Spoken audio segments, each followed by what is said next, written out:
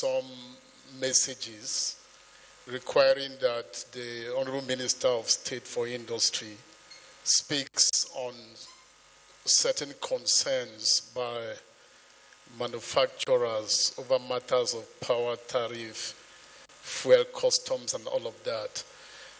Let me start by having to make some additional responses to about two of the issues that the Minister of Trade and Investment has already commented on. First, it has to do with the matter that somebody asked over dirty energy. And to add that in addition to what the Ministry of Power is currently doing, that just about 2 weeks ago, I initiated some beginning discussions with the IFC, the International Finance Corporation, on establishing Nigeria's carbon markets for utilization and storage, which is likely to unlock sustainable financing for industrial growth. I thought that was quite important, and I think that it's a discussion that should be able to also provide an appropriate response to alternative energy and all of that. There is a question about dumping, and I mean, at the beginning of this engagement, the minister had talked about, the beginning of a nationwide industrial push, which has already taken me to one zone in the country.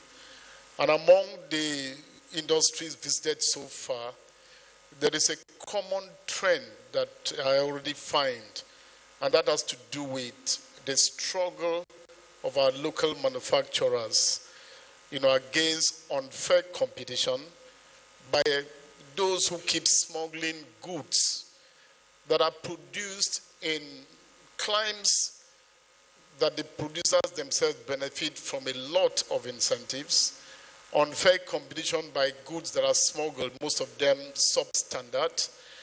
And I mean, that is one of the reasons for the inauguration of the Industrial Revolution Work Group, which is a one-stop group, setting that has in it, officials of the customs, finance, all related and relevant agencies that I think that you don't need to go too far to try to provide some common solutions to the challenges that manufacturers and industrialists are facing.